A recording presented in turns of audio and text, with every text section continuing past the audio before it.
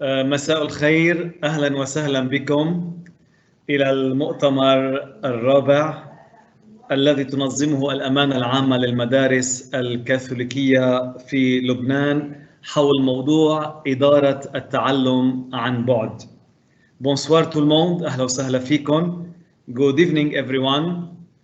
I am so delighted to give to Father Boutros Azar, الأمين العام للمدارس الكاثوليكية, to launch the 4th National Conference titled EDUTECH 2020 Online Education Management. أبونا بطرس أهلا وسهلا فيك. تفضل الكلمة لك. Please go ahead.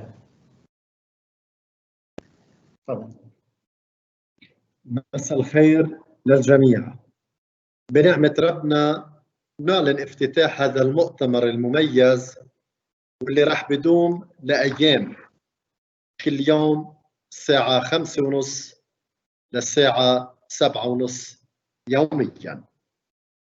بداية بدي أشكر ربنا إنه جمعنا من مناطق متعددة لحتى نلتقي مع بعضنا البعض تنفكر كيف بدنا نعيش معا بقلب هالزمن، زمن الكورونا، زمن الأزمات الاقتصادية والسياسية بلبنان وبالعالم، كيف بدنا نلتقي معا لحتى نحضر حالنا للمرحلة القادمة والمقبلة بمدارسنا. إدارة التعلم عن بعد فن، وهذا الفن يتقنه أصحاب الاختصاص اللي هن رح بيكونوا مشاركين معنا بهذا المؤتمر، لأنه نحن نسعى حتى نكون عائلة بشرية واحدة. صحيح الشبكات متعددة، ولكن نحن معا نعمل من أجل أخوة بشرية إنسانية بتعيش دائما بالتضامن، بالمحبة، وبالسعي لحتى ننشئ أجيال تخدم الإنسانية وتخدم الأوطان. بحب أني بافتتاح هذا المؤتمر عن بعد أنه أنقل لكم تحيات الأمان العامة للمدارس الكاثوليكية ككل بكل مؤسساتها وبكل مكوناتها.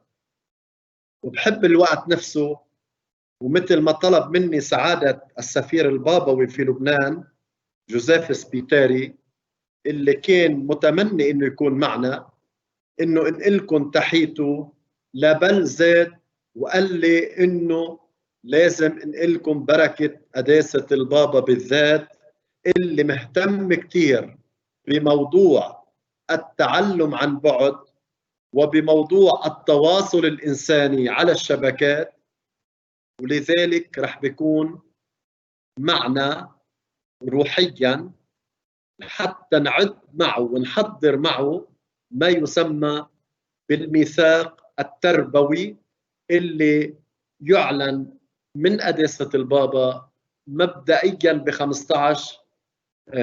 15 تشرين الأول، إلا إذا صار في أحداث وربما سيكون افتراضيا. ولكن ما بنسى هون إنه قول إنه سيدنا البطرك الراعي كمان مهتم بميثاق تربوي شامل للتربية على المواطنة الصحيحة، وهيدا كله بعزز مؤتمرنا اليوم وبساعدنا لحتى نكون عم نمشي روحيا وإيمانيا وعلميا على خط واضح بيقدر يبني الإنسان. بحب قبل ما أختم إني أشكر اللجنة المنظمة لهذا المؤتمر وعلى رأسها الأستاذ جوزيف نخلي. بالوقت نفسه بحب إني أشكر كل اللي تطوعوا حتى يكونوا معنا بهذا المؤتمر ليغنوا الآخرين ويغنوا مؤسساتنا في لبنان بهالزمن الصعب. أبونا جان مندوب الأمانة العامة في الجنوب والصامد في الجنوب، شكرا لأنك أعطيتني الكلام، وكل التوفيق لكل اللي مشاركين بهذا المؤتمر، وبهذا الشكر أعلن افتتاح المؤتمر. شكرا أبونا بطرس أعزار. Thank you so much, Father Butros, for this lovely introduction. And allow me, my friends, to start with a quotation. E-learning does not just happen, but it requires careful planning and implementation.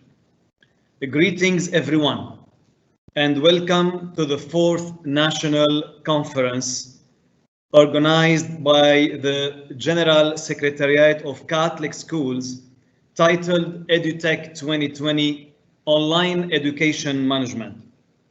Allow me to introduce myself. I am Father Jean Younes, Headmaster of Kadmous College in Tyre City.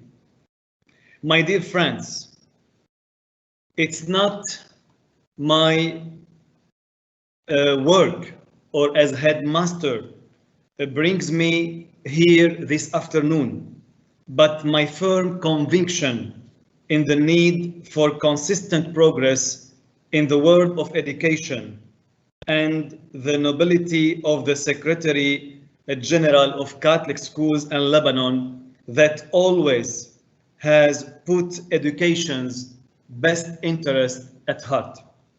I am delighted that we will be addressing online education strategies for success today, for I believe we all know education and accessibility to digital learning platforms have always gone hand in hand, and today more than ever, as the school administrators and teachers worldwide hastily assemble resources and navigate an endless array of online tools. One question remains: how do we actually do online teaching? What we really need are the best practice strategies and means. From my own experience as a school headmaster, I found that we need to take into consideration the following 5 factors. First, the accessibility of any online platform to students and parents. Second, equitability, meaning it has printable devices for students without reliable internet or a device. Third, communicative, so that the students and peers can talk directly to the teacher via live chat or a message board.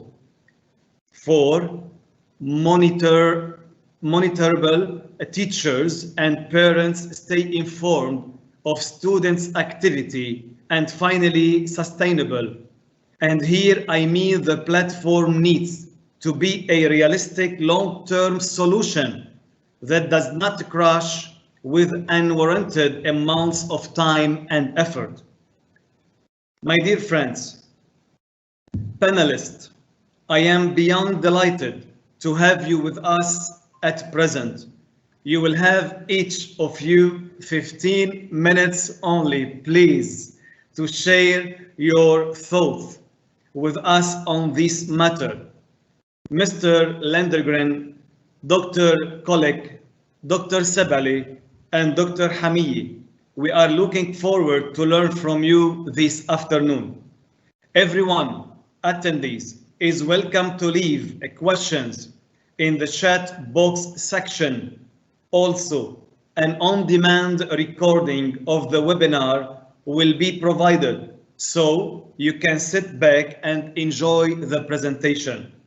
A special thanks to Father Butros, يلي هو الموتور, وشكر كبير, big, also special thanks to the man behind the scenes, Mr. Joseph Nakhli, who is directing everything on Microsoft Teams this afternoon. Allow me to start with Mr. Christopher Landegren, a chairman of the board at Nordic Apiary Investment, who will be talking to us about opportunities and innovation for the online private education sector. Mr. Landegreen is a pioneer in IT and enterprise software and has received numerous global awards for Best Partner Sales Team such as IBM, Informatica and SAP. The Executive Vice President for Affecto, one of the Northern Europe's largest business analytics companies with more than 1,000 consultants.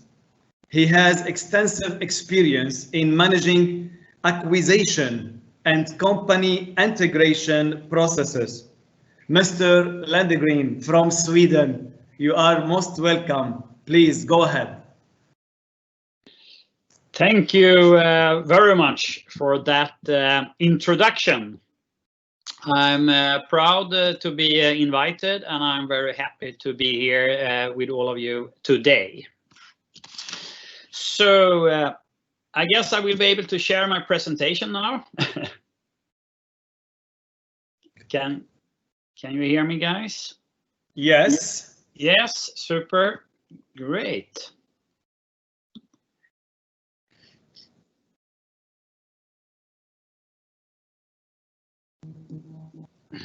So this is a perfect test of the online capabilities. Right now I am on an island outside, in between, out in the sea between Sweden and Finland, far north of Lebanon. So could you just please confirm that my slides are visible? Yes. Yes. Yes. Thank you very much. My speech today will be a lot about innovation ecosystem, and an ecosystem without boundaries, and then of course focused on the online private educational sector. So I will use my remaining 12 minutes to give you a short introduction to Nordic Apiary and the Nordic region of Europe. I will give you some examples of the ongoing trends here right now that my team, and we are working with, that has been accelerated also during the COVID-19 crisis. And I will end my 3-point presentation with digging in a little bit more deep into how could we together develop an education technology ecosystem between the Nordics and Lebanon. This is already an introduction of myself done by the moderator, but I'm a technologist and a software executive. So I have moved into the educational sector, not from as being a teacher, but from the technology perspective.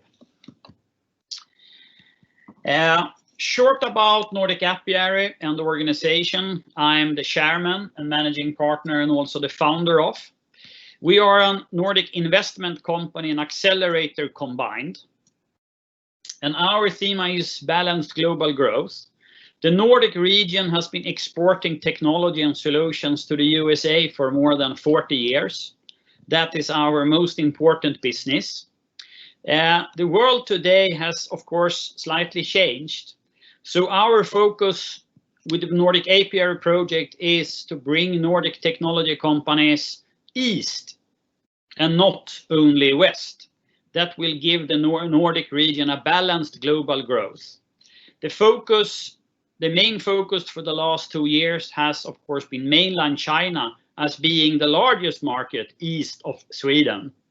But of course, the MENA region with Lebanon is a very important region for us moving forward.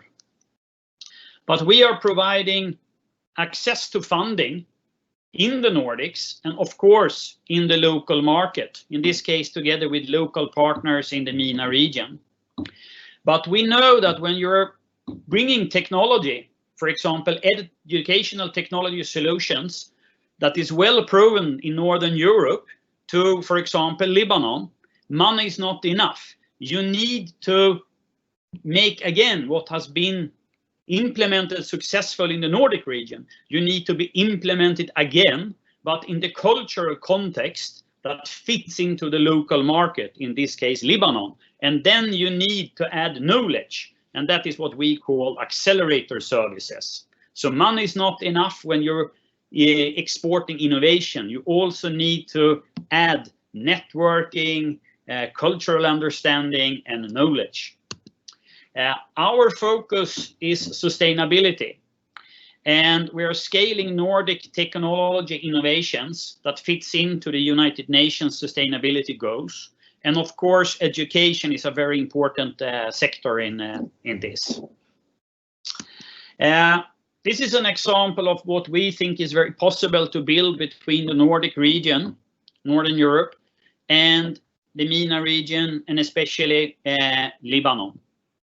What we have done during the last 2 years working with China is building the largest European Chinese non-profit startup tech platform.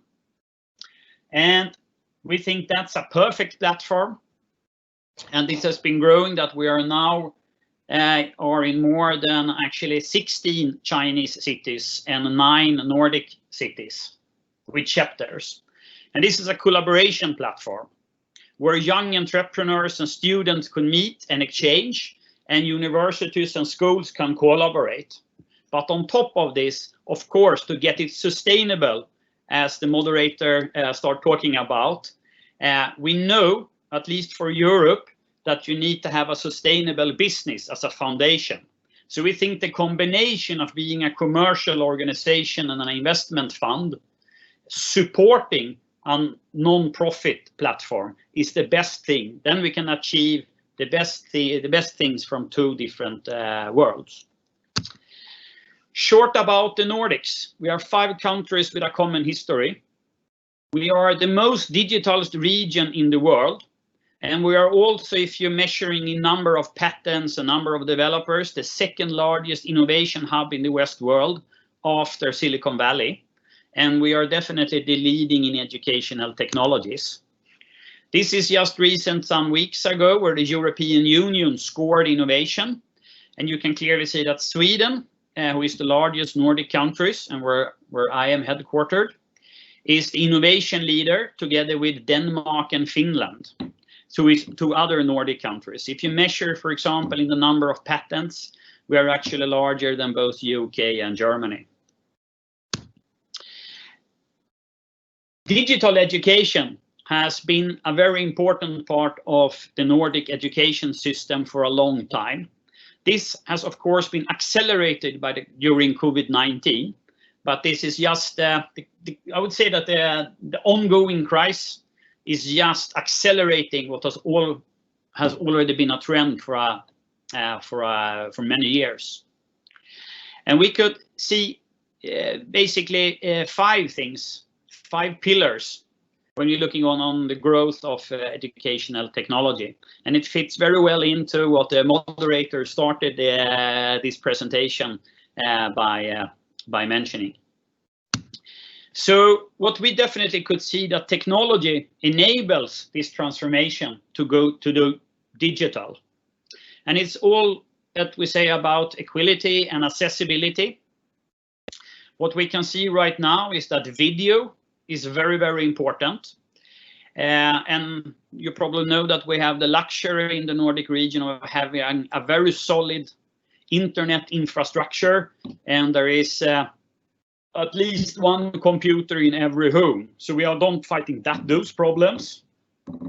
And that's the result of a very good strategy from the Nordic governments, where they have since a long time invested in internet technologies, providing internet to basically every household in the Nordic region. They have also allowed everyone to buy really cheap computers already 20 years ago. And that has given the spread. We have also worked in what you could say in areas that is not that privileged. We have worked with these school lab structures where private companies have sponsored special rooms or parts of the school where students were not having a computer at home can go to school and sit there and use their computers and using the capability of those labs. So we have been very successful of providing also the foundational technology since more than 2 decades to basically every kid and student in Sweden. What we can see this year is that gamification and also virtual, augmented and mixed reality is now becoming important parts of the digital classrooms. Another thing that we're moving into right now is artificial intelligence, and this is of course a hot topic to discuss because you have from integrity perspective there is both upsides and downsides with this, but used in the right way we have a very positive experience, and Sweden also had the largest number of technology startups in this area, and that is around behavior and engagement analysis of students. And that will provide both the student and also the teacher with feedback about the performance. And not only feedback in the sentence of getting a grade or bad or good, but it gives the students a very specific tasks and also recommendations. You need to learn more about this or that. And if you're looking at the number of the potential courses, it's huge. There is basically no student on its own that can kind of figure out what is the perfect program, the perfect way of learning something, for example, coding. But the AI engine could actually analyze and present to you, this is the number of courses that you should study to achieve this goal. And then, of course, AI assistants can support very actively as a teacher in, for example, language conversation, training how to use a language. So what we can see for the coming year is that artificial intelligence will become an important part also of already existing solutions. The third trend we definitely can see that we will stay after COVID-19 is blended learning classrooms.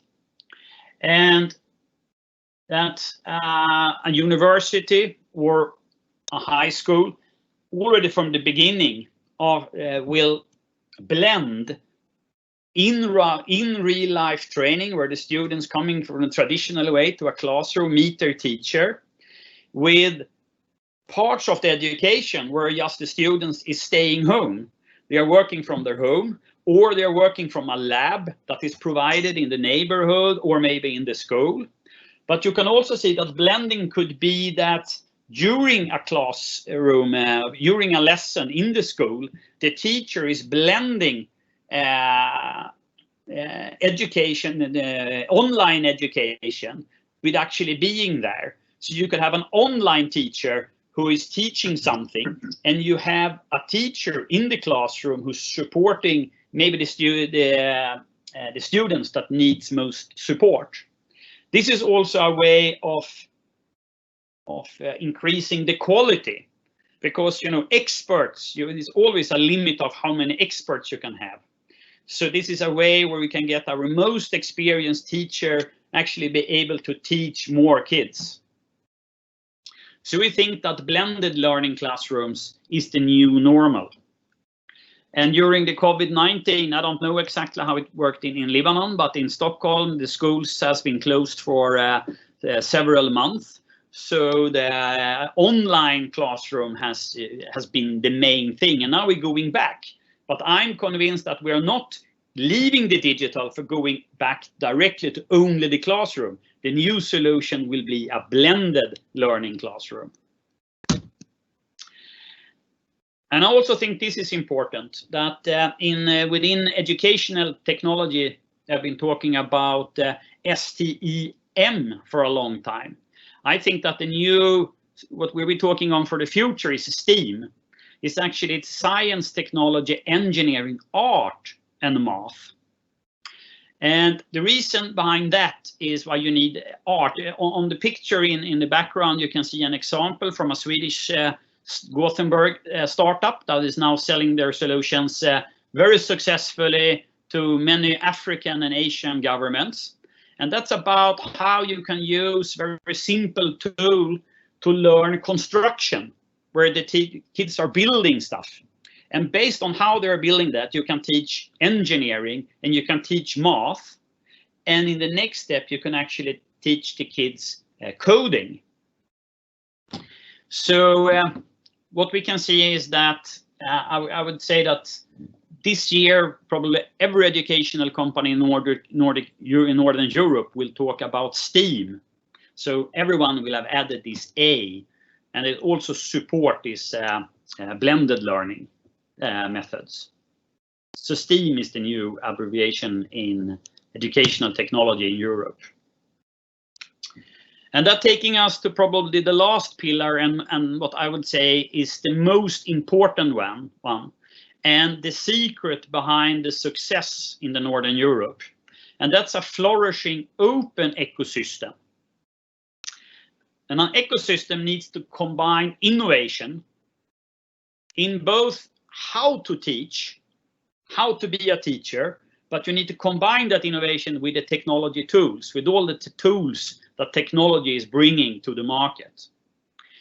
To get this to actually be efficient and really implemented, you need to add that to business. And in the Nordics, this is driven by private companies that is selling their solutions to the government in hard competition.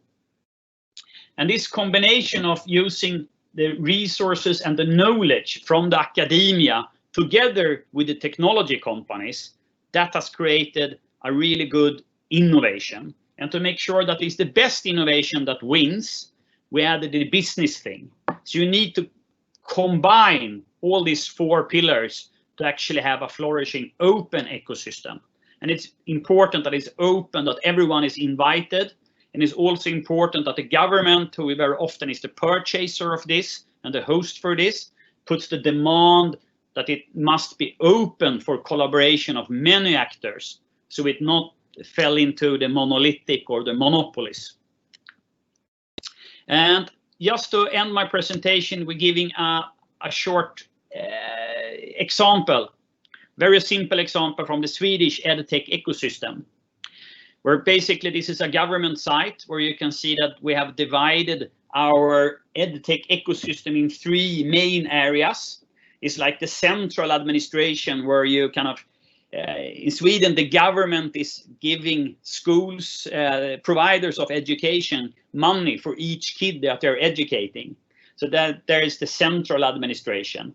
And then, of course, you have the traditional education part. That's actually where you're delivering education and knowledge to the students or to the kids. But you also have something that you shouldn't underestimate, and that's how difficult it is to actually run a school, to operate an educational business or a school or a university. So you need to have tools for that as well. And that is what we call operations. So it's 3 main areas with 8 sub areas. And if we're taking just an example, if we just move into the ecosystem for how to handle, operate a school, you can say that we have identified 11 operational use cases.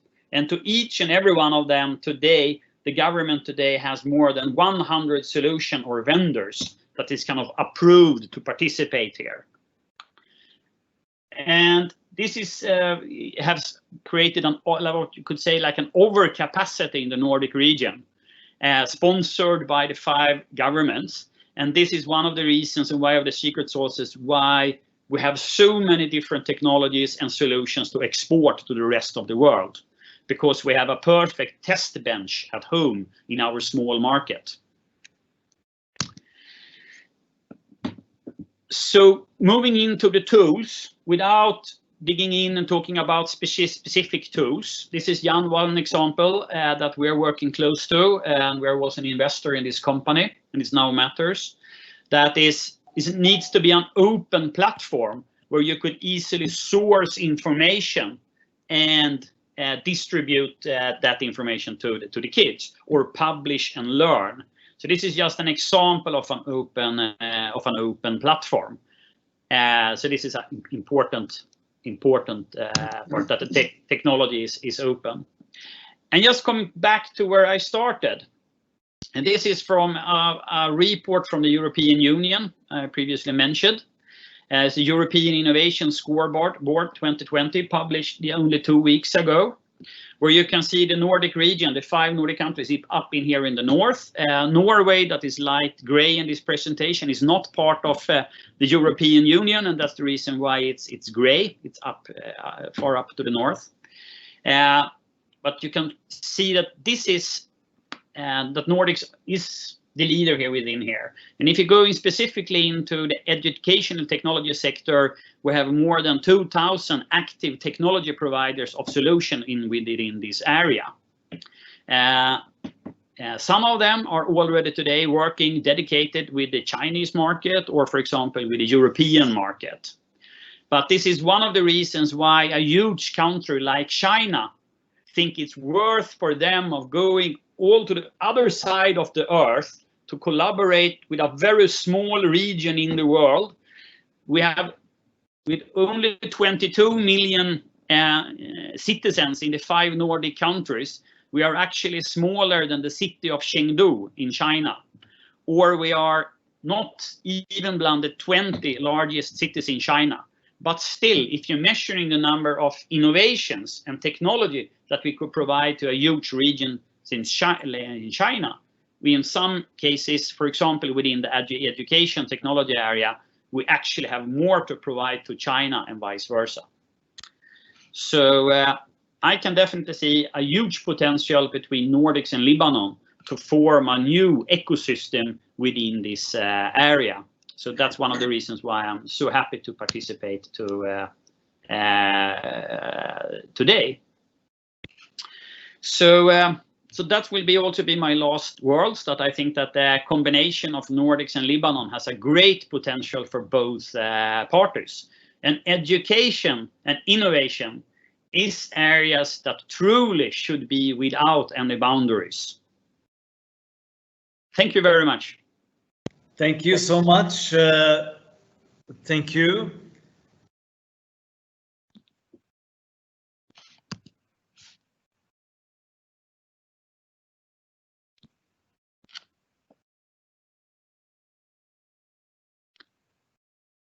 Okay, Joseph.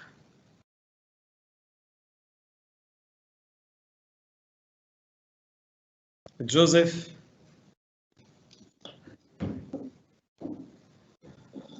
Just a minute تشوف صورتك يلا go ahead. Okay. Mr. Landegren, your presentation about the ecosystem and the ongoing networking trends that were accelerated during the COVID-19 crisis is very interesting indeed. Thank you so much for sharing this information about how the world changed in the educational sector, especially in the Middle East and North Africa region. Looking forward to meeting you in future events and absolutely in our country and Lebanon. Thank you so much and God bless you.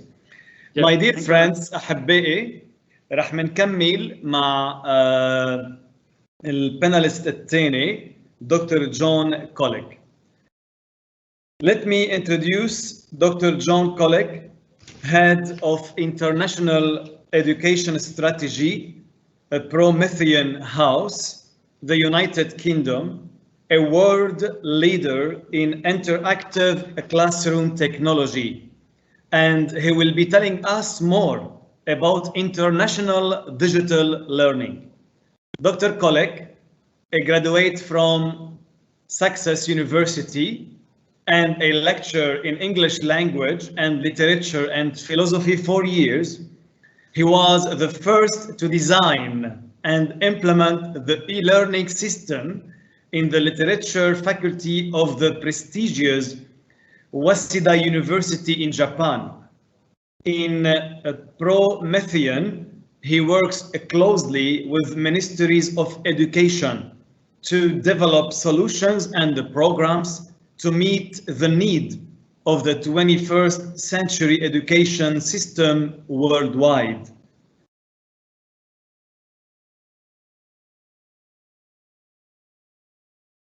and expert on the educational and social impact of innovative technology, Dr. John Collick. Hello, good afternoon. Can you hear me okay?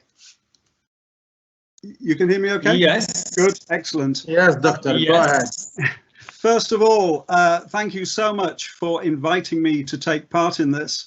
It's a great honor, and I'm delighted to have an opportunity to share some thoughts with you. I've been fortunate enough to have been working with my colleagues in Lebanon for many years now. I've had a chance to visit Beirut on many occasions. I'm sorry we can't be together again in person, but I hope that the situation will change. So again, I'd like to thank you. We work closely with our Lebanese partner, IET, and Mr. Rabi Baalbaki, who I think many of you know. And again, I'd like to extend my thanks to him for allowing me or enabling me to take part. Let me just share my screen. Okay, can you see my screen okay? Yes. Okay, let me just switch to presentation mode. There we go. Okay, so for the next 15 minutes, I want to share some thoughts about developing a sustainable education strategy through hybrid learning in response to this very tragic situation we find ourselves in. I think obviously the COVID pandemic has had a devastating effect on education worldwide, and it has certainly highlighted many issues within education systems that need to be addressed. Father Yunus, you actually kind of summarized what I was going to say very well in your introduction, but to add to your comments, it's become very clear, first of all, and the previous speaker also alluded to this, that one of the big issues is access. Basically, as soon as we shut schools and teachers and students have to work from home, you have an access gap between students in particular who have access to broadband or the internet or technology that allows them to continue learning at home. And then you have a larger number of students who simply do not have that access.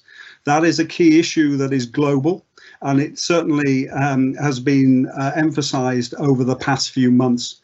Another issue is space and location. For those students who are fortunate enough to live somewhere where they have access to a space where they can study quietly, they have suffered less than those students who, unfortunately, for whatever reason, simply do not have the facilities to allow them to study. This is causing globally an issue with continuity of education, the continuity between the classroom and online learning, a continuity to allow learning to make the transition from school to home and back again for as many students as possible. It's also highlighted issues to do with the community, the social nature of education. As I want to emphasize, education is fundamentally a social process. As soon as you isolate people, then it becomes a lot harder for teachers to teach, and for students to learn. And so what is happening particularly, and we're seeing this in England now, is that when students are returning to school or returning to some kind of normality, you are seeing large attainment gaps. You are seeing big gaps between the students who were able to do some kind of studying and those students who unfortunately were unable to study. And so this poses a challenge for us. We have to develop a digital strategy, a learning strategy that will not only help us solve the immediate problem here and now caused by this awful pandemic, but we also have to develop a sustainable long-term strategy that is going to allow us to both return to an effective education system and also prepare us for anything like this that may happen in the future. Now, I'm very fortunate in that I've been working closely with our sister company, Edmodo. Edmodo is the largest online teachers community. And we have been working with ministries of education throughout the world at looking at how we can develop a version of Edmodo that will enable this hybrid learning model to be effective. To just give you an example, we've been working closely with the Ministry of Education in Egypt, who basically said to us, we've had to go into lockdown. We have to get all of our students online, learning and doing examinations. So basically in, I think it was 12 days, we had to get more than 22 million students and over 1 million teachers onto a platform that would allow them to continue teaching and the students to continue learning. And we had to link this to the government's Egyptian knowledge base. We did it. It was a challenge. Thankfully, it's been successful, but this has given us some very interesting insights into the challenges of distance learning and moving forwards. To begin with, what we've seen globally is we've seen two trends when countries have gone into lockdown and when schools have closed down and students and teachers have had to work from home. We've seen, on the one hand, we've seen a move towards online learning, and on the other side, we've seen a move back to broadcasting. And now, obviously, in countries that have a good infrastructure, that have the technology to allow online learning, then we've seen a movement towards that type. But a lot of countries simply do not have the infrastructure, and so they've had to move back to broadcasting on television and in some cases in radio, where they don't even have the infrastructure to allow TV broadcast. In terms of education, this means that you then have two emerging trends. Broadcasting, broadcasting or streaming video or getting teachers to present one way shifts education back towards teacher-centered learning, where the student is largely passive. It tends to be didactic. And it tends to be knowledge-based. So teachers are communicating knowledge to students through a broadcast medium. The advantages are, obviously, it's easier to reach everybody. Online learning, that, as we will see shortly, that moves more towards a project-based, a student-centered way of learning. It's more flexible.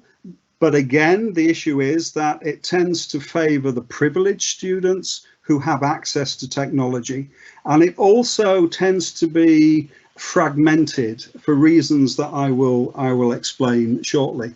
Basically, we've seen this in England where different schools use different applications, they use different methods. Different teachers in one school will use different platforms. There's not really an overall coordinated strategy.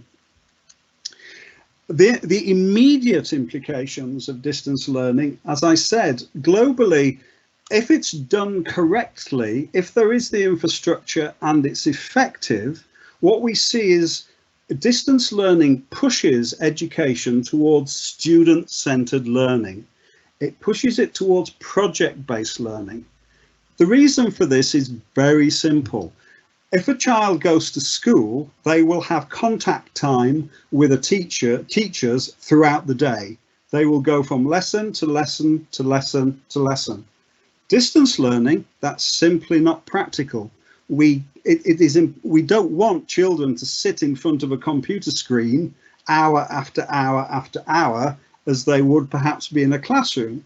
So instead, what tends to happen is teachers give project work. the students go away, do the project work, come back and submit it, and then the teacher feeds back. Now, what this does is that it encourages and speeds up student-centered learning. It encourages students to develop skills in self-management, self-motivation, and that is a real challenge with distance learning, motivation in particular. And it teaches them the skills and competencies to do project-based work. And these are the skills of the future that economies of the future need. So this is positive. The negative implications of distance learning are, again, socialization. Socialization is a fundamental part of learning. We are social creatures. We learn best when we are with other people together. As soon as we are isolated on our own, without a community, just reading a book or watching a video or doing an online lesson, without the sense of community, it becomes very difficult. Similarly, because distance learning tended to be implemented in a fairly uncoordinated way, workload for teachers increased significantly. And this was a problem amongst teachers. They had to learn new technologies. They had to put all their course materials online, and it was very stressful. And this leads to fatigue. This leads to fatigue and tiredness. Students become disengaged. Teachers become demotivated. So what we need is a strategic approach to education that will solve these issues, but will also, moving forwards, create an ecosystem that will allow for a seamless transition from online learning to the classroom and back again. The term that is increasingly used for this is hybrid learning. Now, the best way to think of hybrid learning, it's like a continuum, it's like a line, like these two arrows. At one end you have the home, at one end you have the classroom, and the learning process will move backwards and forwards along this line. So you may have half of the time spent at home, half the time spent in the classroom. As the situation becomes easier, it may be 20% at home, 80% in the classroom. If we have another issue again in the future with a similar pandemic, then that may reverse. Hybrid learning has to be also flexible enough so that it's not just some time in classroom, some time in at home, but also you may have a situation where, because of distancing, half of the children are in school, half the children at home. So you have to have a technology infrastructure that will allow that. So to facilitate hybrid learning, you need to have, as I said, you need to have continuity between class and the home. You need to have some method of making sure that you can assess students' skills and competencies and achievements in both areas. You need also a system that will allow you to differentiate. If you remember what I said, that the big problem we have in education now is that children going back to school have this massive attainment gap. So you need to be able to differentiate between different groups who may have experienced different levels of education. You need to provide resources that can be used by the teacher in the classroom and online without the teacher having to do a lot of extra work. But perhaps most importantly, there needs to be the community. It has to have a social component. You have to have a community of support for teachers and learners within any hybrid learning technology. And finally, and you can see there's a little picture of a mobile phone. The reason for that is, again, because of access. Global statistics are very interesting about connectivity. In the world overall, there are there's 101% mobile phone saturation. So compared to the population of the world, 101% of the population of the world have access to a mobile phone.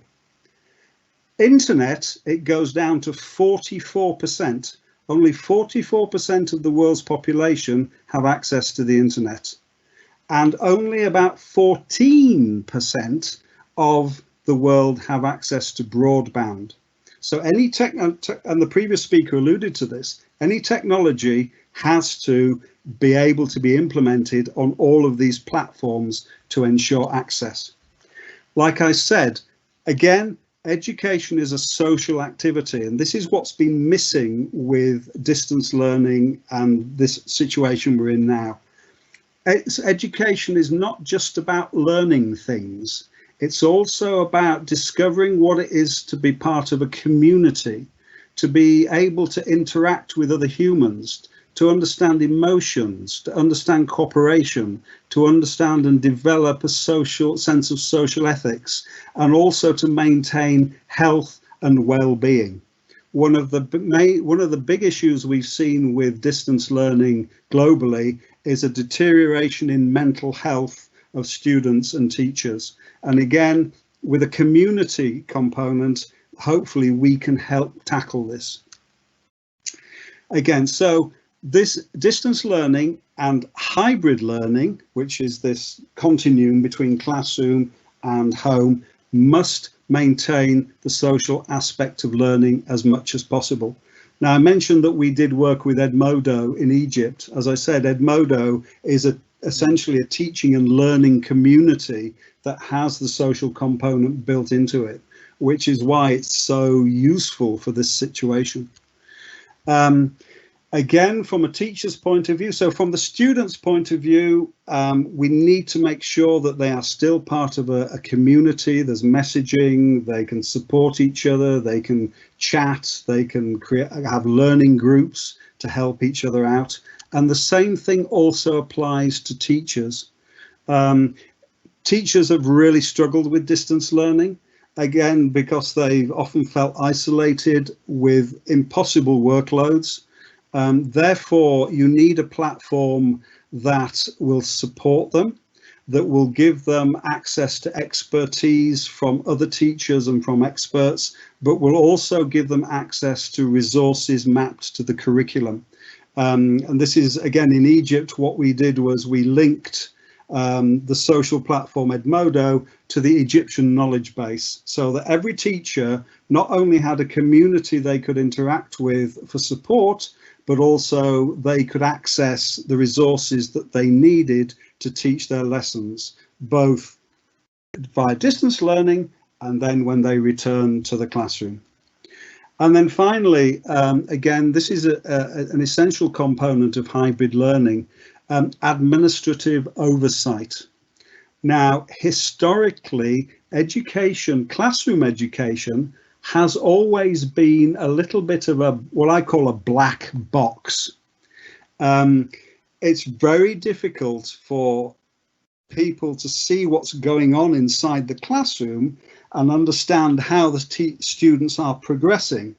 Usually we don't know how well a set of students have done until they do public examinations. So they go into school, they do things in school, they take the examinations, and then we see how well they've learned. Historically, there has not been the administrative oversight of teaching and learning outcomes within the classroom during the process. This problem becomes even more pressing when you're talking about distance learning or a hybrid environment, because it's very difficult to see what the students are doing. You can't see what the students are doing at home. It's very difficult to track progress. So again, for a hybrid learning system that is sustainable and effective for teaching and learning, has to have built within it administrative oversight, so that as the students do their work and submit their work and the teachers feedback on it, that information is aggregated up to administration and hope eventually to ministries and government. This is a very important part of hybrid learning. So just to conclude, this awful situation that we found ourselves in has, I think, in global terms, in terms of global strategy, is really making us reassess our priorities. We need an education technology for hybrid learning, one that will provide a support for teachers in the classroom as well as online. We've kind of gone from one system to another system. We're going to go back again, and we're kind of jumping from very different ways of teaching and learning. We need a system that will allow us to move more fluidly between the two, between classroom and home. This system needs to be enabled for mobile learning access, even for the students who don't have access to the latest broadband or the latest internet. We need a system that incorporates the socialization element of teaching and learning with a community, with messaging, with chats. We need a system that will allow for teacher capacity building and support, so the teachers are supported. And finally, a system that gives administrative oversight. And all of these requirements have been used to inform the development of our enterprise version of Edmodo. But in general, these are very good guidelines for using technology for hybrid learning now and in the future. And again, this is just, as I said, Edmodo Enterprise. This just gives you a summary of how we've incorporated these features into Edmodo, this new version of Edmodo. What is interesting, as I said, is that distance learning, online learning and hybrid learning will create an inevitable push towards self-directed, child-centered and project-based approaches to teaching and learning. So thank you for allowing me to share this with you. As I said, Father Yunus, you kind of summarized everything I was going to say in your introduction, but I hope this has been of value. And once again, thank you for allowing me to take part.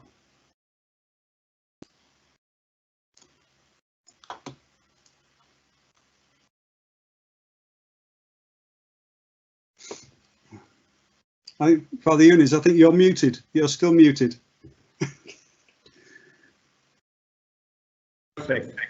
Anyway, Dr. Kolek, just I would like to say, people expect to be bored by e-learning. And I think with your presentation, we are showing them it doesn't have to be like that. Thank you so much. Appreciate how you highlighting the challenges and implications that COVID-19 and has brought about to the continuity of education, not only technically, but also socially.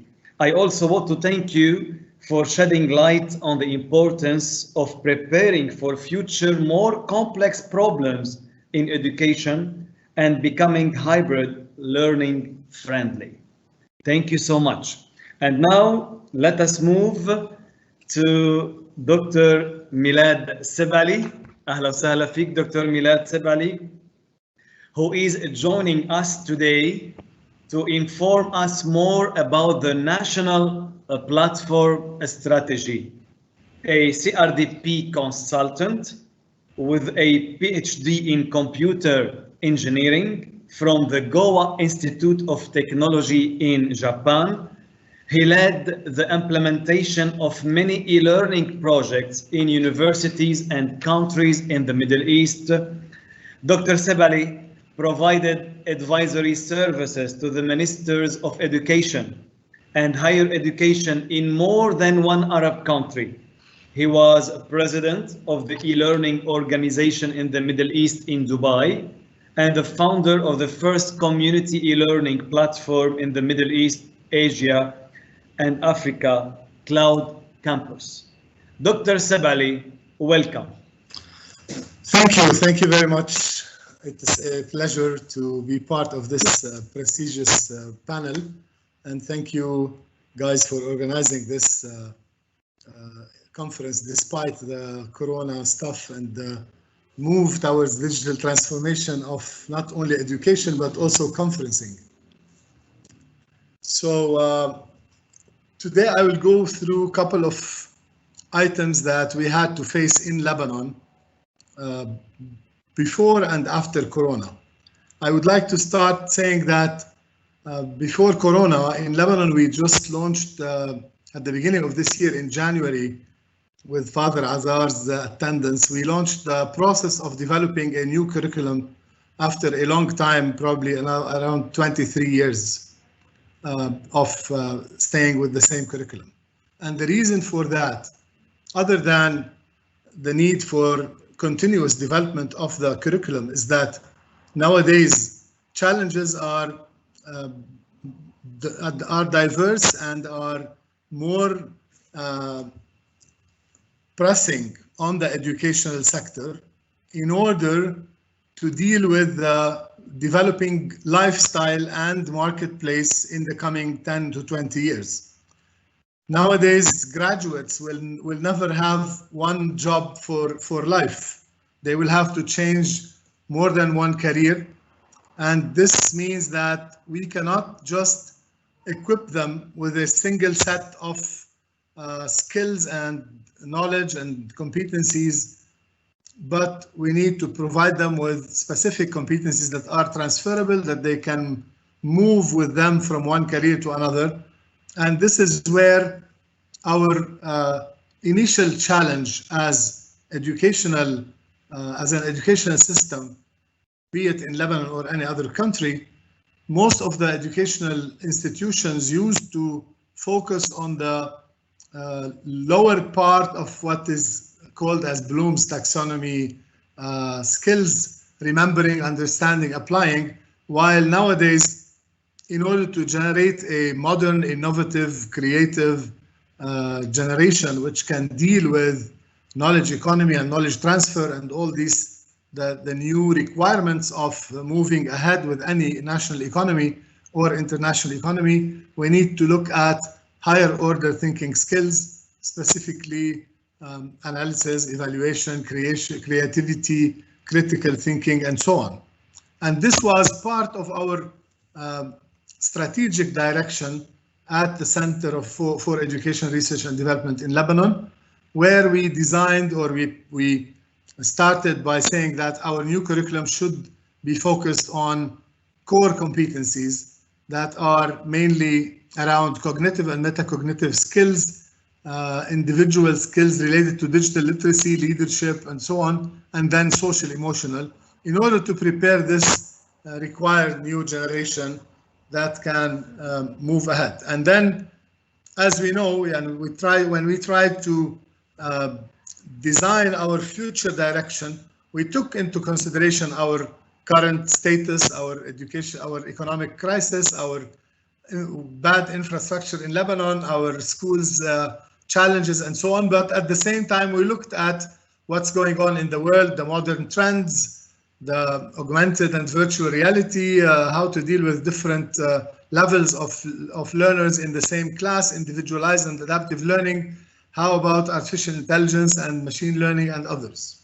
All that was planned over a track of 3 years, starting 2020, in order to reach a point where we can start the real transformation in the culture of our educational system, which of course should be accompanied with different types of transformations, including introducing technology to the learning environment and introducing technology into the entire ecosystem. And then COVID-19 suddenly came. Now, okay, in many other countries also, there was this shock and people were at home and they didn't know what to do and so on. And we had to deal with the emergency and the crisis and the response plan in a different way. However, we started since we يعني I personally come from Can you speak in Arabic? بدكم؟ Yes, of course. أنا كرمال الشبيبة بالعكس. لأنه طيب. نحن الحضور كله عربي، بتمنى عظيم. تحياتي للحضور العربي. أولاً طيب كنت عم بقول إنه نحن قبل الكورونا كنا اشتغلنا على موضوع تطوير المناهج اللبنانية باختصار، وقلنا إنه لازم نروح باتجاهات معاصرة ونطور المنهج لحتى يطور جيل جديد من المتعلمين والمتخرجين اللي بيقدروا يتفاعلوا مع عالم الغد يلي هو عالم متغير بسرعة وعالم فيه انواع جديده من الاشكاليات وانواع جديده من الجوبز وفي جوب ديسربشن، بحيث انه بعض الاحصاءات بتقول 50% من الجوبز اللي بنعرفها اليوم رح تبطل موجوده بعد 10 سنين. لكل هالاسباب ما عاد فينا مثل ما كنا نعمل باواخر القرن العشرين انه بنخرج ناس وانه هيدا خلص حياخذ وظيفه وضل كل حياته بهالوظيفه. صار بدنا نزوده للطالب بكفايات اساسيه يقدر ينقلها معه اذا غير الجوب تبعه، اذا غير وظيفته من محل الى اخر او من سيكتور الى اخر او من اختصاص الى اخر. بالتالي كان في ضروره انه ندخل الميثودولوجيز المتطوره والتكنولوجيز المتطوره. هلا وحطينا بلان بهالاتجاه الى ان اجت الكورونا. لما اجت الكورونا كل الناس صارت مضطرة تتعامل مع هذا الواقع، مع انه نحن كنا بنفضل انه بالسنين الماضية الاربع خمسة او العشرة بركي تكون يعني المؤسساتنا التربوية سواء المدارس او حتى الوزارة او المركز التربوي او غيره يكونوا هيئوا الاجواء باتجاه نوع من انواع الاونلاين او الديستنس ليرنينج او البلندد ليرنينج لحتى يكونوا الاساتذة جاهزين والطلاب جاهزين. هلا نحن اليوم بعصر طلاب قسم كبير منهم بيقدروا يتعاملوا مع التكنولوجيا بسهوله، ولكن قسم اخر عنده مشاكل ثانيه هلا بنحكي عنها. بس اول شغله شفناها، اول رياكشن كانت هي مش بس بلبنان بالمنطقه بركي انه خلص خلينا نامن فيرتشوال كلاس روم ونطلع الاستاذ على الفيرتشوال كلاس روم يعلم مثل ما كان يعلم بالصف العادي. اول شعار قلناه نحن او اول يعني هيك important notice انه online learning is not bringing conventional teaching into a virtual classroom. التعليم اونلاين او التعلم اونلاين بده خبرات جديده وبده طرق جديده، خاصه لما يكون في بنيه تحتيه منا كثير قويه. وقت الطلاب بيطفوا الكاميرا والمايك بصير الاستاذ عم يحكي مع يعني سكرين ما بيعرف مين في وراه. الشغله الثانيه انه الاونلاين ليرنينج منه بس فيرتشوال كلاس روم، وهيدي مسائل يعني كنا عم نواجهها بصعوبه لانه في كلتشرال تشينج مضطرين نعملها في فتره قياسيه لحتى يبلشوا يعني الاساتذه اللي ما عندهم خبره بهذا الموضوع او حتى الادارات انه يكتشفوا شوي شوي العناصر الاساسيه لعمليه تعلم الكتروني عن بعد ناجحه. لانه الناس فكرت انه سينكرونس ليرنينج يعني او فيرتشوال كلاس روم ندخل على تيمز او على زوم او على ميت او اي اونلاين فيرتشوال كلاس روم ونعمل شرح على باوربوينت او غيره. هيدي يعني طبعا احسن من بلاش، ولكن هي من اضعف انواع الاونلاين ليرنينج. عدا عن انه هالتولز اللي موجوده للسينكرونس ليرنينج بتخولنا نعمل اكثر من بس فيرتشوال كلاس روم. فينا نعمل انواع متنوعه متعدده من اللايف كوميونيكيشن بين الاستاذ والطلاب including نوع من انواع البريك اوت سيشنز او اوفيس اورز او غيره. وطبعا لو كان فينا نرجع على المدرسه حتى جزئيا بركي كان جزء من هالسينكرونس فيرتشوال كلاس رومز يلي بحط ضغط عنا بلبنان خاصه بسبب الانفراستراكشر التعيسه وبسبب الانترنت وبسبب عدم الاكويتي، عدم العداله بالوصول الى ان اونلاين ليرنينج سولوشن من قبل الطلاب والاساتذه وحسب المناطق والخلفيه الاقتصاديه والاجتماعيه. كان الافضل اكيد لو كانوا بيقدروا يرجعوا ولو جزئيا على المدرسه، وهالفيس تو فيس اللي عم يعملها او هالسينكرونس اللي عم يعملها الاستاذ من خلال اللايف سيشن بيقدر يعمل جزء منها او بيقدر يعملها هي داخل الصف. ولكن اضافه لهالموضوع هيدا عالميا في انماط اخرى من التعلم بسموها asynchronous. هالاسynchronous هي بحاجه لمحتوى الكتروني لانتراكتيف ديجيتال كونتنت بيفسر حاله بحاله حتى نحرر الاستاذ خلال هالصف يلي عم يعطيه سواء اونلاين او داخل صف من عمليه الشرح المتكرر الممل اوقات كثير. زائد انه الاسynchronous غير انه الطالب يقدر يدرس من كونتنت لحاله بيشرح له النولج مثل ما قالوا الشباب قبل شوي. اليوم نحن وكون نحن عم نقول competency based والى اخره، الكومبيتنسي بطلت فقط نولج، صارت نولج مع سكيلز مع اتيتيود وفاليوز والى اخره. بالتالي نحن اولا بحاجه لنتابع عمليه التفاعل بين الطالب وهالكونتنت من خلال ليرنينج مانجمنت سيستم، نعمل تراكنج للبرفورمانس تبع الطالب، مش بس ان acquiring، مش بس لما عم بياخذ نولج او معرفه، بس ايضا كيف عم بيطور مهاراته، كيف عم بيطور مقاربته لحل الامور. زائد انه لما نعمل نحن هالنوع من الاونلاين انتراكتيف كونتنت لازم يكون في شيء اسمه فورماتيف اسسمنت او تقويم تكويني، بمعنى انه الطالب هو وعم يتعلم بنكون نحن عم نساله اسئله اكثر وعم نخليه يعرف فيدباك اون ذا سبوت، لانه هدف هالتمارين وهالاكسرسايزز اللي هي فورماتيف هي انه يتعلم وليس فقط انه نعمل له امتحان. كل هالعناصر ما كانت موجوده بلبنان وقت اجت الكورونا، باستثناء انه بعض المدارس كان عندها synchronous learning tools مثل تيمز او ما بدي اسميها هلا كثير يعني او زوم او غيرها. بعض المدارس كان عندها learning management system ولكن عم تستخدمه ك collaboration اكثر ما هو real blended learning او online learning. وفجأة اضطرينا ندخل بعالم الاونلاين. هلا خلينا نعمل شوية مقارنة حتى تكون الامور واضحة بالنسبة لنا. عادة بالمنظومة التقليدية خلينا نقول للتعليم كان في عندنا عناصر أساسية اللي هن الاستاذ والطلاب والمحتوى والاسسمنت. كان عادة الاوردر انه بيجوا الطلاب على الصف، بيحضروا صف مع الاستاذ، بيرجعوا بيروحوا على البيت بيدرسوا، بيجوا بيعملوا اسسمنت.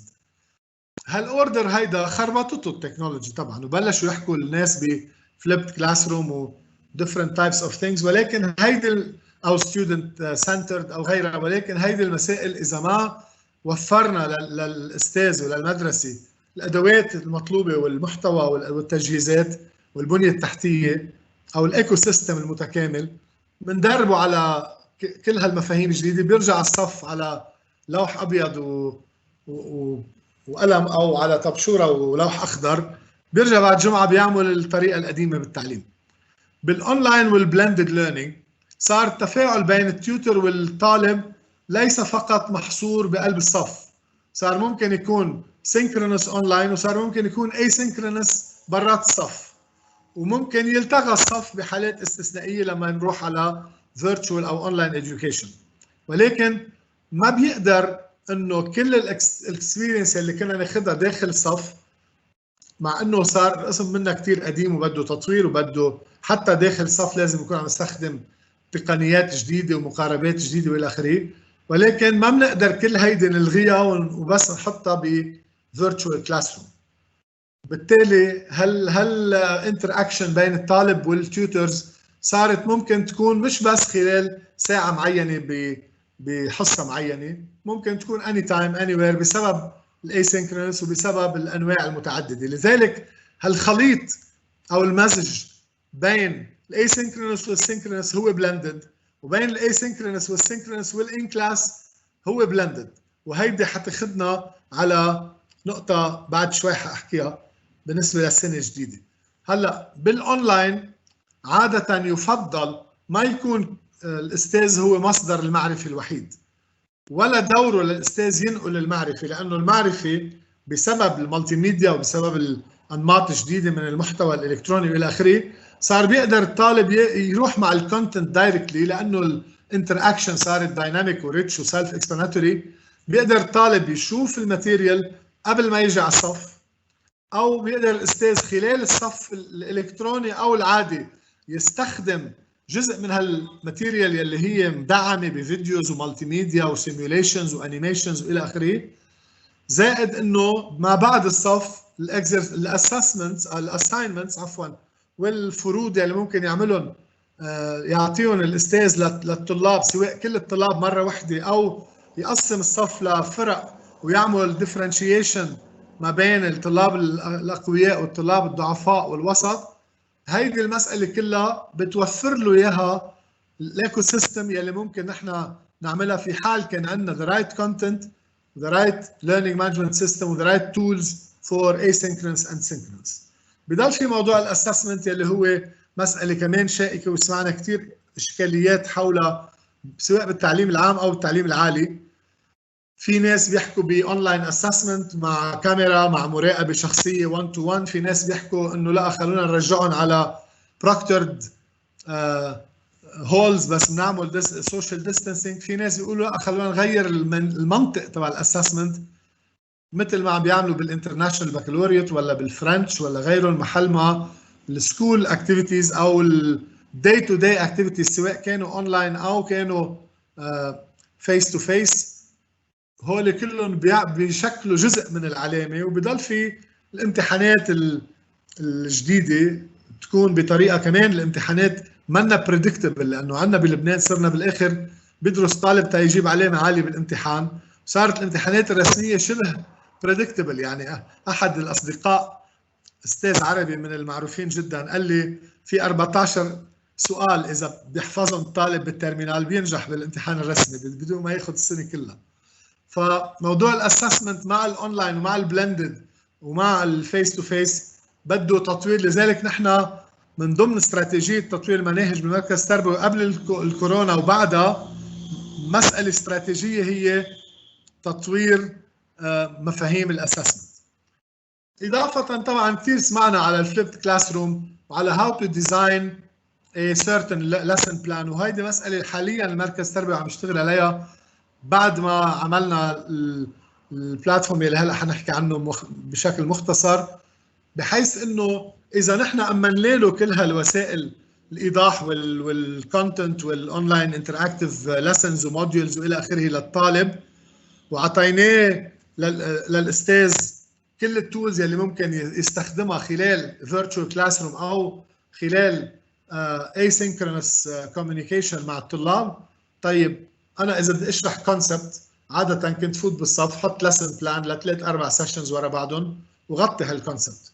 اليوم بهالايكو سيستم جديد بدي دربه للاستاذ كيف بده يستفيد من هالانواع المتعدده من الريسورسز ومن الكونتنت الموجود يلي جزء منه بيقدر يكون على ليرنينج مانجمنت سيستم وينعمل له اوتو تراكنج للطالب والبرفورمانس تبعه وينعمل له اوتو كوركشن والى اخره، وجزء لا جزء بركي اوبن educational ريسورسز من الانترنت جابوا الاستاذ فيديو او شيء من هالنوع حطه من ضمن سيكونس او ميكس معين، وبعد ما يعطيه 2 3 ريسورسز يشوفهم الطالب قبل ما يجي على اللايف كلاس او على الكلاس روم بقلب المدرسه ممكن يكون مهيأ. ساعتها بيطلع ريبورت الاستاذ شو البرفورمانس للطلاب كان، بيجي على الصف عارف طلابه. نحن عاده بالتعليم التقليدي اذا اعطينا حتى هوم ورك اذا ما صححنا الهوم ورك او ما سمعنا لهم او تفاعلنا معهم للطلاب ضمن الصف ما بنعرف مين بيعرف ومين ما بيعرف. بينما بالديجيتال تكنولوجي لا،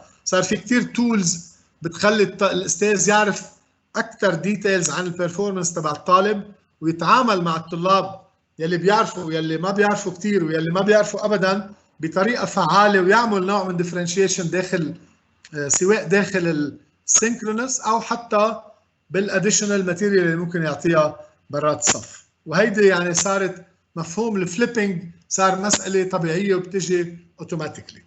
هلا بلبنان كنت عم بقول انه وقت اجت الكورونا طلعت وزاره التربيه خطه من 3 عناصر، واحد عنصر الاول او 3 محاور. المحور الاول اشياء برنت اوت، المحور الثاني اشياء لها علاقه بالتي في خاصه للصفوف يلي فيها كان امتحانات رسميه، لانه كان في صرخه طالعه انه ما في انترنت، الانترنت غالي بلبنان نوعيته سيئه والطلاب مش كلهم عندهم اكسس على الانترنت، لذلك اعتمد موضوع التي في سيشنز على اعتبار انه بيغطي جزء من هيدا المساله، مع العلم انه تي في سيشنز مثل ما قال قبل زميلنا من بروميثيان، انه التي في سيشن هي وان واي كوميونيكيشن، ممكن تنقل المعرفه.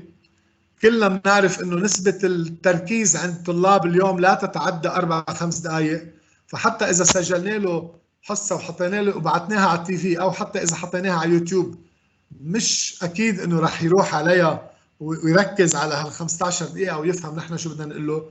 لذلك ولكن كانت يعني مش اكثر من انه سد حاجه معينه لبعض الناس اللي ما عندهم اكسس على الاونلاين وورلد، حتى لا يقال انه نحن عم نعمل سوليوشنز للاغنياء او للي بيقدروا يتحملوا الكوست، او اللي عندهم كمبيوترات بالبيوت والبقيه مش سألانين عنه.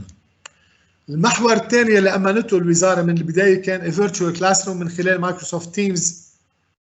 وهالفيرتشوال كلاس روم عمل شغل كثير مهم لحتى يدخلوا عليه كل الداتا بيس تبع اكثر من 1,200,000 طالب واكثر من 100,000 استاذ، وكان مفترض انه يكونوا الاكونتس موجودين ومتوفرين مجانا للمدارس الرسميه والمدارس الخاصه يلي ما عندها فيرتشوال كلاس رومز.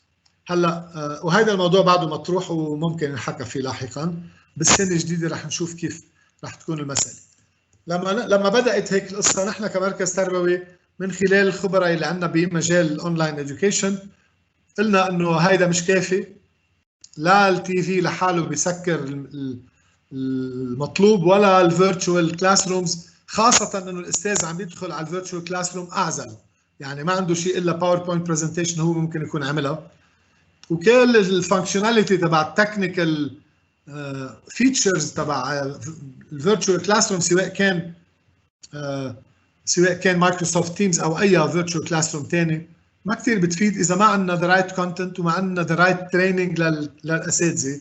نعمل تكنيكال تريننج بالاول لحتى الناس تفوت شوي بمجال يعني كيف تستخدم التول، ولكن نحن كان بحاجه كثير كبيره وبعدنا بحاجه كثير كبيره لميجر بيداغوجيكال واكاديميك بارادايم شيفت. فبالتالي في تدريب متطور مفترض يكون لحتى هالاستاذ يتحول مع التحول بانماط التعليم، وليس فقط يضل هو معتبر حاله المصدر الاساسي للمعرفه وللمعلومه.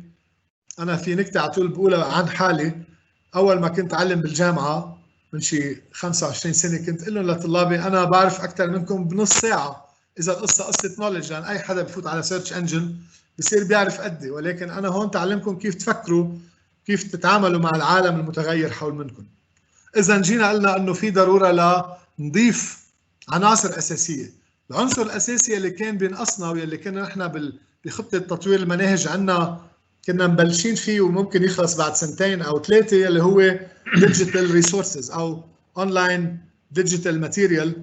فبهالحاله هاي اضطرينا نروح على انترناشونال ريسورسز وينعمل نوع من مابينج بين الانترناشونال ريسورسز والمنهج اللبناني لاكثر من 4000 ريسورس، بلس وفرنا اكثر من بركي عشرات الاف الريسورسز از اديشنال لايبريز حطيناهم من ضمن البورتال يلي حنحكي عنه بعد ثواني. وايضا دخلنا مجال ليرنينج مانجمنت والستودنت تراكينج وموضوع انه كيف الاستاذ بيقدر يتفاعل مع طلابه من خلال هالايسينكرونس الواسع. هلا كان في تشالنجز اكيد، قلنا حكينا على الاكويتي والاكسس والافوردابيلتي.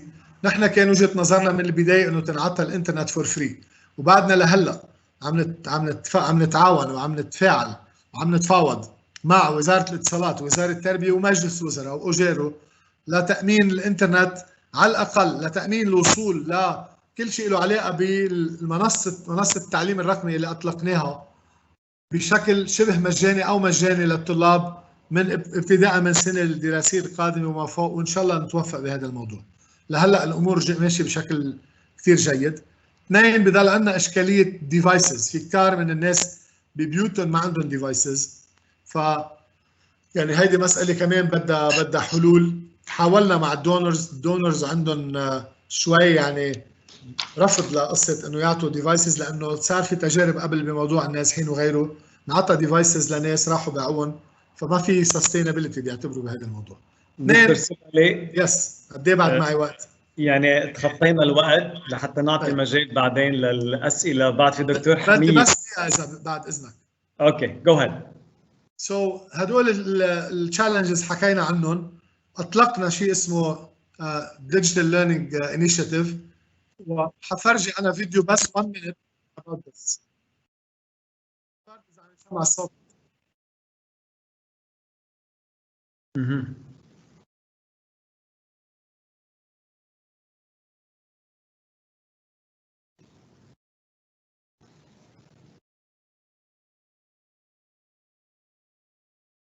دكتور سبعلي بدك تعمل انكلود الفويس فوق على الشمال لما تعمل شير بليز. خلص بلاها. حنقول انه الادرس هو dl.crdp.org. في 5 عناصر بقلب هالبلاتفورم. واحدة منها watching the TV sessions، ثانية working on assignments و learning management systems والى اخره، الثالثة international library، الرابعة virtual classrooms، الخامسة collaboration من خلال جي سويت وجوجل اكونتس. فالديجيتال لايبرري فيها جزئين، جزء له علاقه بالمناهج اللبنانيه وجزء له علاقه بانترناشونال لايبرريز محطوطه كلها مجانيه للطلاب للاساتذه وللطلاب حتى اشعار اخر. ليرنينج مانجمنت سيستم متطور وخاص لهالفئه العمريه يلي بيقدروا الاساتذه والطلاب يتفاعلوا من خلال assignments والى اخره. الفيرتشوال كلاس روم اوف تيمز مع الاوفيس 365 كله من خلال الوزاره، وجوجل داشبورد من خلال الجي سويت اكونت فور لبنان. اي حدا من المدارس الرسميه او الخاصه، طلاب او اساتذه او اداريين او حتى اهل، بيقدروا يسجلوا ويدخلوا مجانا على هالبلاتفورم هيدا. وثانك يو. ثانك يو دكتور ميلاد السبعلي، مستشار المركز التربوي للبحوث والإنماء، يلي حكيتنا اليوم عن استراتيجية المنصة الوطنية للتعليم. Thank you. I am so glad, Mr. Dr. Sebali, that you spoke to us today about the need to prepare upcoming generations to become modern, innovative, creative, and especially during a time of pandemic and distance learning. Thank you for bringing to our attention the difference between synchronous learning and asynchronous learning. God bless you. And now let us move to Dr. علي حمية. بعرف انه كنت اليوم بوزارة الإعلام وعندك جلسة بمجلس النواب، إذا ما ماني مغلط. بعرف انك تعبت كثير اليوم، يعطيك العافية، يعني واصل على القد. بدي اقول لك دكتور حمية اهلا وسهلا فيك. دكتور حمية will talk to us about education strategy. Dr. Hamiye, Vice President for Academic Affairs at Arts, Sciences and Technology University in Lebanon, a professor at the Lebanese University, and a supervisor of over 10 PhD theses in the field of optical communications, electronics, informatics, and financial risk. A member in the Higher Education Quality Assurance Ad Hoc Committee assigned by the Lebanese Directorate General of Higher Education, and a member in the European Tempus Project, Distance Learning Innovation, and a referent member of Confermo. Simply, Dr. Hamiye is an innovator in distant learning, standards and guidelines for quality assurance and accreditation. Welcome Dr. Hamiye. أهلا وسهلا فيك. كلنا بانتظار نسمعك اليوم، وأكيد باللغة العربية. أوكي يا هلا. دكتور حمية بدك تحط ميوت بليز. اوكي.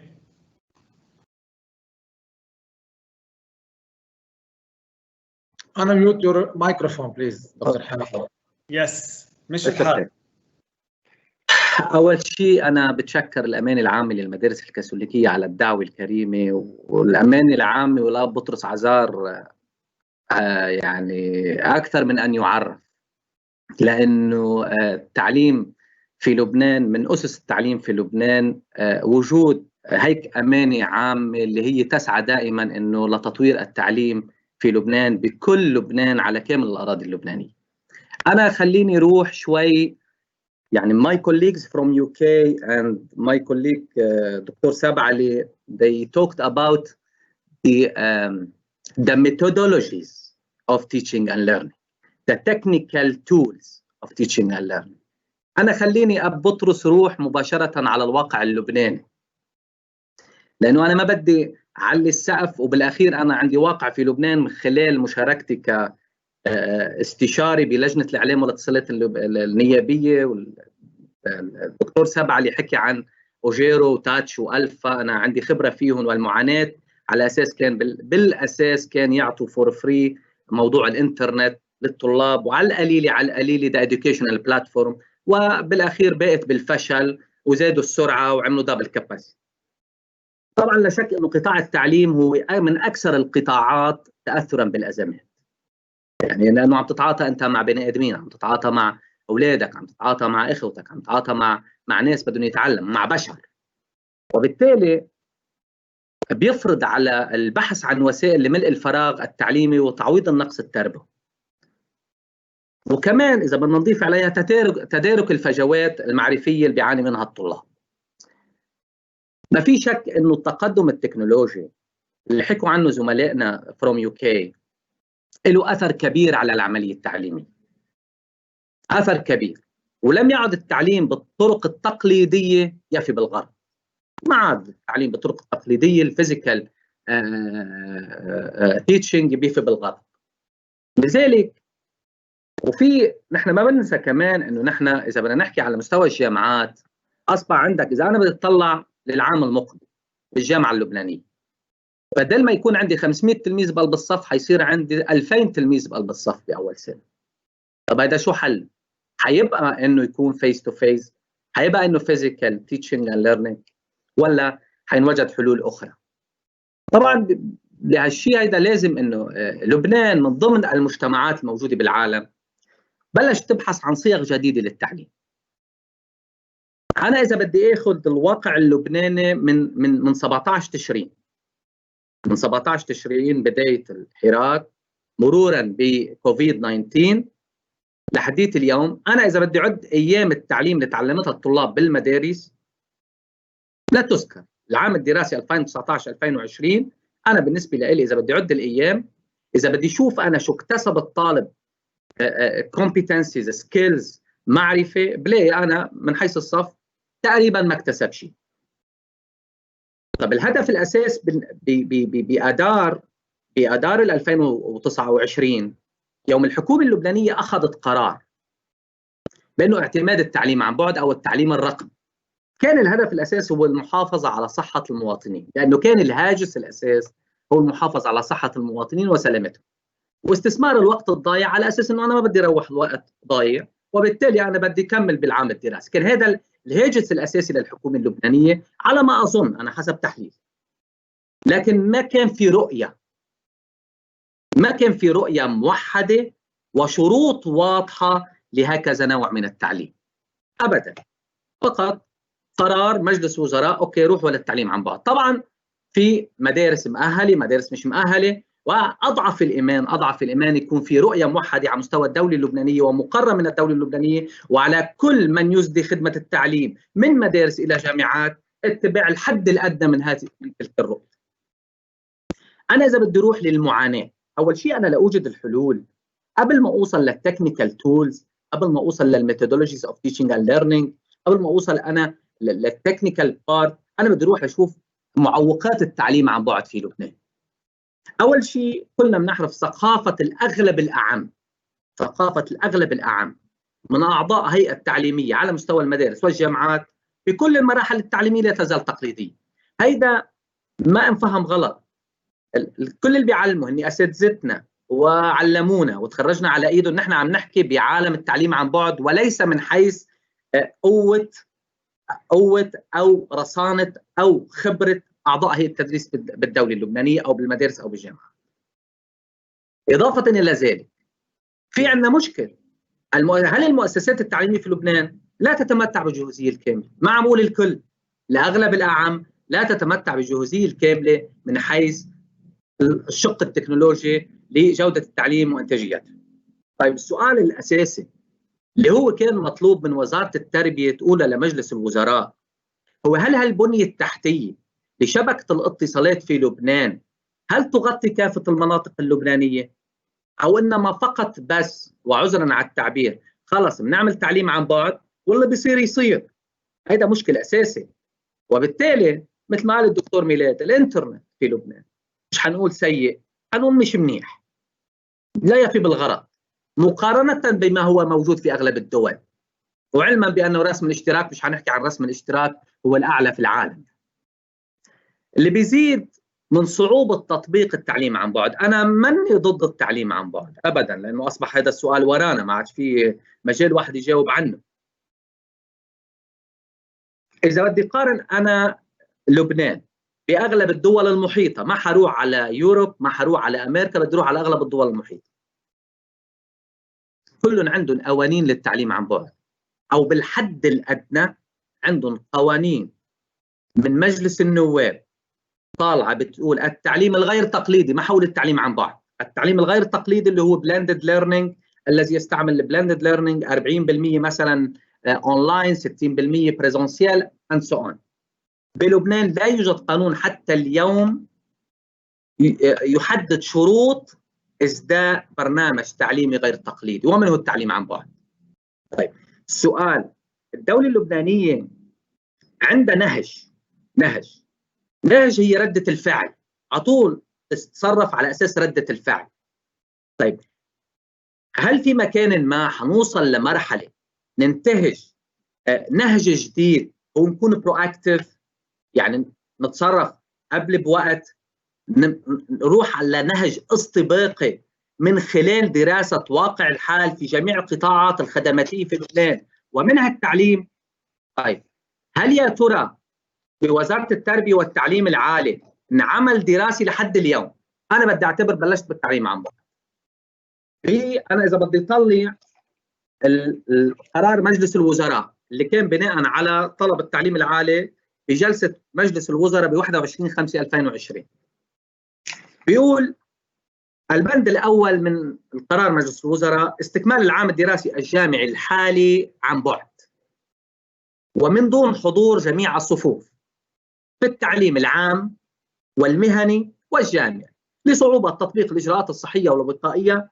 طبعا نحن عم نحكي بشهر 5 بعد مضي أكثر من 3 أشهر على جائحة كورونا، مع لحظ تعويض الكفايات والمعارف، مع لحظ تعويض الكفايات والمعارف، الكومبتنسيز سكيلز. سؤال: هل انعمل دراسة من قبل المؤسسات التربوية عن النقص بالكفايات لكل المراحل التعليمية لتكون واضحة للدولة اللبنانية قديش هي بحاجة لوقت ببداية العام الدراسي المقبل لتغطية هيدي الفجوة من الكفايات والمعارف؟ أنا عم بسأل سؤال، طبعا ما حأتكهن وأعطي جواب، أنا بس question mark. هل انعمل توصيات ملزمة؟ ما بقى فينا نحن بالتعليم اللي هو العنصر الأساس. أنا بس أحكي على مستوى استراتيجية الدولة اللبنانية. استراتيجية الدولة اللبنانية بتقول المستقبل المال للدولة اللبنانية هو 3 أمور أساسية. الأمر الأول النفط والغاز، هيك بيقولوا، أنا بدي أتبع الدولة شو بتقول. النفط والغاز، القطاع المالي، والاقتصاد المعرفي. على طول بنسمع نحن الدولة اللبنانية بتحكي عن الاقتصاد المعرفي. أساس الاقتصاد المعرفي هو المدارس والجامعات والبنية التحتية اللي بتأمن الصحة الرقمية، السياحة الرقمية، الاقتصاد الرقمي إلى آخره. وبالتالي بده يكون في توصيات ملزمة من قبل المعنيين حول أنه أنا بالنتيجة لكل المراحل ويوزعوها على كافة المؤسسات التربوية لاعتمادها في إصداء التعليم عن بعد. لأنه أنا أريت، وممكن أكون غلطان، أريت أنه أنا جميع القرارات التي صدرت هي بتوصي علم عن بعد. فيك تعمل امتحانات يا عن بعد أو كلي أو جزئي، بس ولا مرة لقيت أنا توصيات واضحة حول طرق إصداء التعليم وحول طرق تقييم المكتسبات اللي حصلها التلميذ أو طرق التقييم. طيب السؤال إذا أنا بدي أعطي حل أو بيطرح نفسه، كلنا بنعرف إنه محور التعليم لم يعد الأستاذ، اختلف، أصبح teacher centered learning ما عاد موجود، صار student، لأنه البنش مارك الموجود. أنا ما بيهمني الأستاذ شو علم، أنا بيهمني التلميذ شو تعلم، التلميذ شو حصل. أنا بدي أطرح بعض التساؤلات، كمان بدي أحكي على مستوى استراتيجي. هل البنية التحتية في لبنان مؤهلة لخدمة هكذا نوع من التعليم؟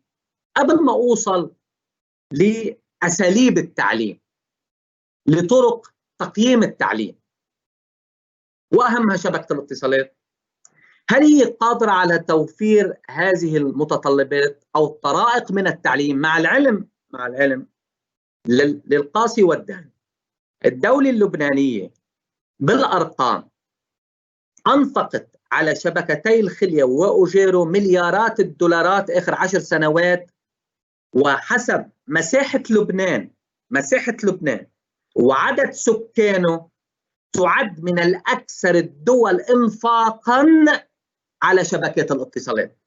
إذا بدي أخذ المساحة وعدد السكان، تعد من أكثر الدول إنفاقاً على شبكات الاتصالات. هل لدى المؤسسات التربوية الخبرة الكافية في استعمال المنصات الإلكترونية؟ كثير سهل إنه رئيس مؤسسة تربوية أو مدرسة يشتري LMS Learning Management System، يشتري اليونيفرسيتي مانجمنت سيستم، بس هل ترى مؤهلة المؤسسة التربوية لديها الخبرات كطاقم لاستعمال المنصات الإلكترونية؟ السؤال الثالث والأساسي، نحن رحنا كلنا تعليم عن بعد، أصبح الداتا الأساتذة والطلاب موجودة بالكلاود. هل الأمن السيبراني وأمن المعلومات من أولويات الدولة، وخصوصاً أنه بآبل 2019 مجلس الوزراء أقر استراتيجية الوطنية للأمن السيبراني؟ هل نحن عم نحافظ على داتا طلابنا وداتا الأساتذة اللي إلنا وداتا المدارس والجامعات في هكذا نوع من طرائق التعليم؟ طبعاً أنا خريج فرنسا وبعرف كيف بيتصرفوا، وبعرف مجرد ما يطلعوا على الكلاود وعلى الإنترنت بيكون في منظمات رسمية بتحافظ على كل المعلومات اللي موجودة على الكلاود، إلا إذا واحد اختار هو يطلع على برا. هل هناك وحدات تربوية؟ السؤال الدكتور سبع اللي قال نحن عملنا تكنيكال تريننج للستاف في المدارس الرسمية وعلى ما أظن بعض المدارس الخاصة. السؤال التكنيكال تريننج، طبعا دكتور سبع اللي بيعرف أكثر مني أنه ما بيشبه الأمور الدورات التربوية، في فرق كبير ما واحد أنا دربه على كيفية أسلوب التعليم عن بعد، وفي فرق كبير من استعمال التولز. سؤال، هل في وحدات تربوية بالمؤسسات التربوية في لبنان على مختلف المراحل التربوية دورها تأهل وتدرب الهيئات الأكاديمية، ولا وصلنا عطيناهم قلنا لهم استعمل واتساب، استعمل اي تول اللي بدك اياها، بس المهم علم. هيدا سؤال. السؤال الاساسي، لانه في شريحه كبيره من الناس لا الطلاب ولا اهلهم بيعرفوا يستعملوا الانترنت او الكمبيوتر، هل نحن امرنا بدور كمؤسسات تربويه على تامين جهوزيه للطالب تمكنوا من امتلاك قدرات استعمال تقنية المعلومات؟ طب هيدي أسئلة عديدة. أنا بالنسبة لي على ما أظن وأتصور، إذا بدي روح، طبعا كلنا بنعرف إنه حصل كثير مشادات من حيث تشريع الضرورة والتشريع الدائم. تشريع الضرورة كل الناس معه، وبالتالي أنت ما عندك حل. التشريع الدائم أنا أتمنى أتمنى أنه الدولة اللبنانية تأخذ وقتها، تعمل دراسات استراتيجية لكل الخدمات المحيطة للعملية التربوية، لأنه ما في أنا أعمل فقط تشريع للعملية التربوية وعريها من كل الخدمات المحيطة اللي هي أساس لنهضتها. نحن العام المقبل إذا بدنا نروح أونلاين ولا فيس تو فيس، حيصير في تسرب طلاب من أماكن إلى أخرى،